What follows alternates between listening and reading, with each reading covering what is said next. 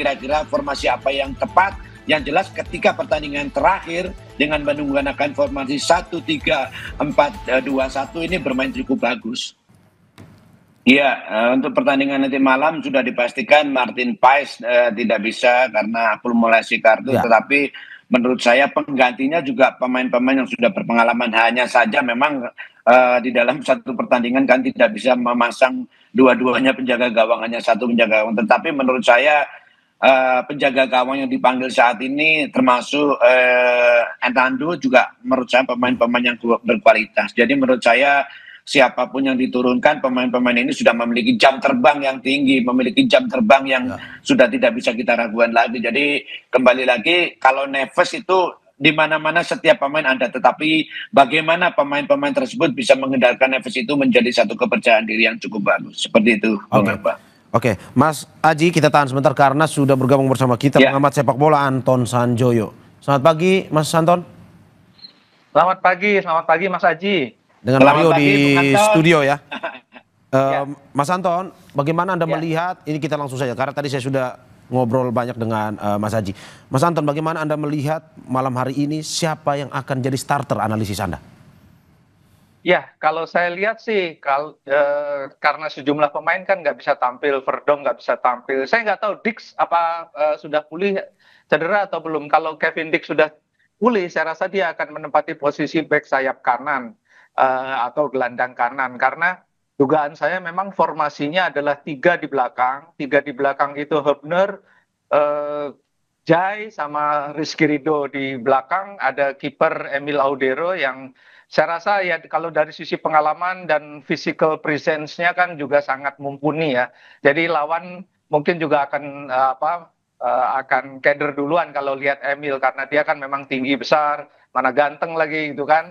Jadi memang kehadiran dia itu cukup bisa menggantikan Martin Paes lah. Pengalamannya juga luar biasa kan, dia tampil di Serie A, tampil di Serie B, ya Serie B-nya Italia tetap rata-rata lebih baik lah daripada rata-rata di Asia Tenggara.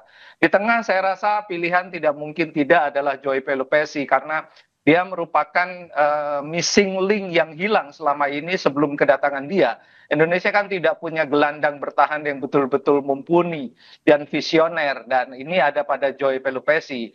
Dan di sekitarnya bisa saja siapapun sebetulnya, kalau formasinya 3-5-1 ya di tengah bisa Nathan, bisa siapapun. Tapi yang pasti Joy akan menjadi kunci di lini tengah karena dia back to back posisi nomor 6 dan posisi nomor 8 gitu. Jadi dia bisa di dua posisi itu. Kalau di depan saya rasa Ole nggak akan tergantikan. Cuma sekarang yang menjadi masalah adalah siapa pengganti Ratnar Oratmangun dan Marcelino Ferdinand.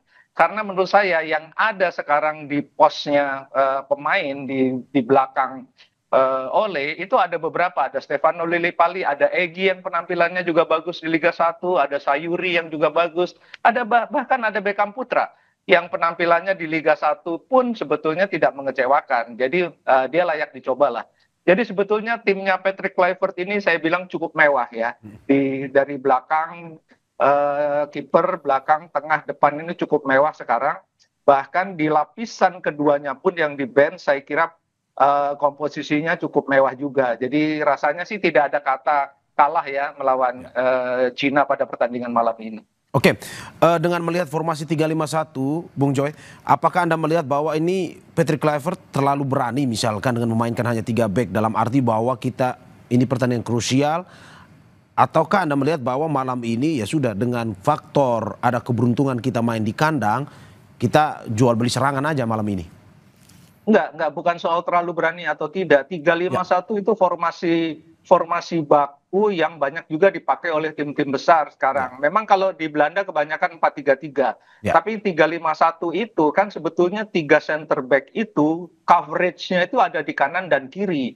Oleh sebab itu saya bilang kalau Kevin Dix ada di kanan, sementara Verdong ada di kiri, saya rasa cukup aman karena pemain ini mampu coverage itu di lini tengah dan lini belakang. Jadi kalau Indonesia kehilangan bola posisinya 5 back. Kalau mendapatkan bola posisinya 3 back. Jadi saya rasa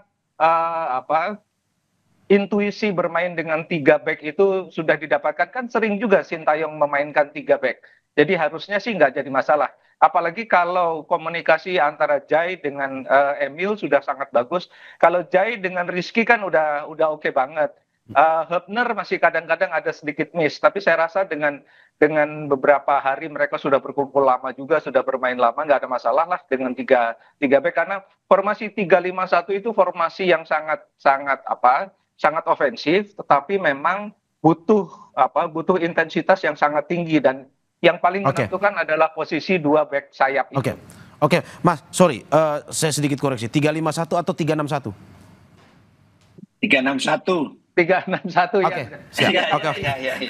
3-5-1-1 atau 3-5-2 bisa aja. Oke.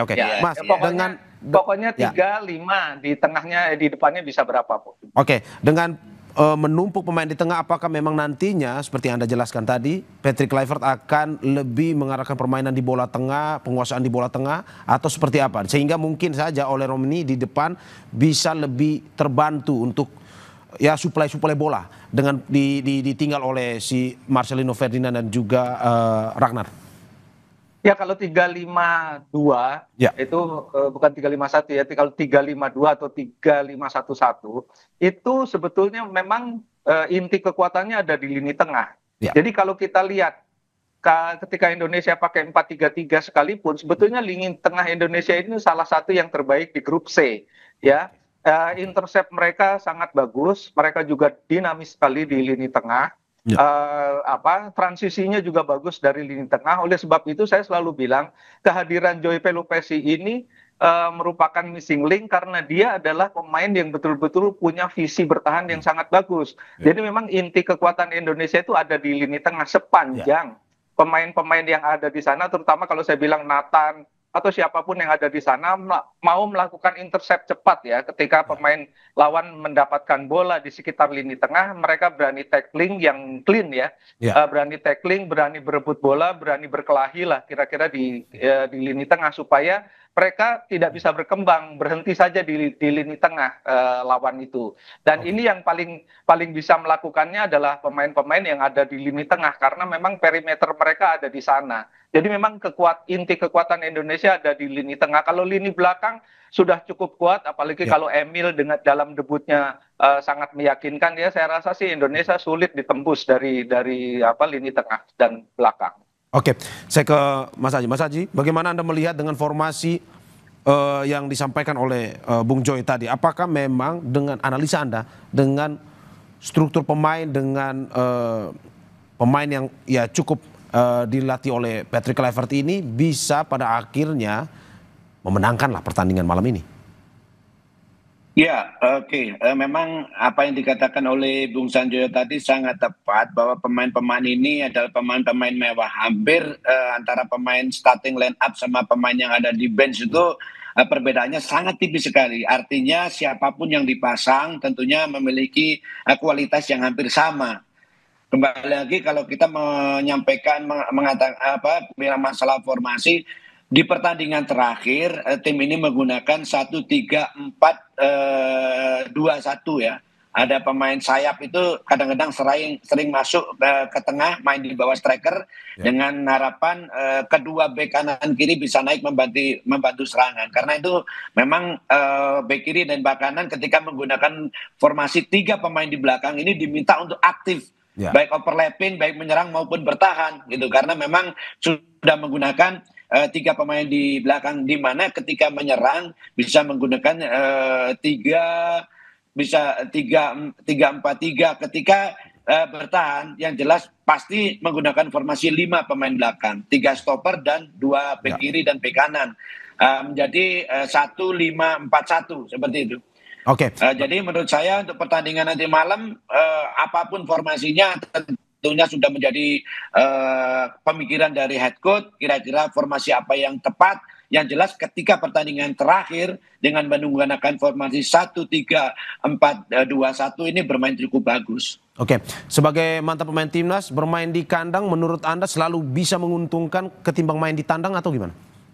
Ya, tentunya memang suatu kemenangan dalam suatu pertandingan sepak bola bukan hanya ditentukan main di kandang atau tandang, tetapi paling tidak main di home. Saya mendengar sudah 70.000 tiket sudah sold out. Tentunya ini menjadikan spirit buat pemain bagaimana bisa memenangkan pertandingan pada pertandingan malam nanti. Karena main di kandang, pemain tentunya lebih percaya diri, lebih semangat, lebih enjoy dengan dukungan masyarakat yang akan datang di stadion nanti. Nah, untuk itulah pertandingan ini tidak boleh disia-siakan. Harus tidak ada kata seri. Kalau kata ada nanti seri ataupun kalah, hampir tertutup peluang kita. Bukan berarti kita tidak percaya diri dengan Jepang, tetapi mungkin Bung Sanjoyo atau masyarakat Indonesia sudah tahu kualitasnya tim Jepang seperti apa. Jadi tidak ada kata lain, malam ini harus menang. Dan itu terbuka lebar kesempatan tersebut.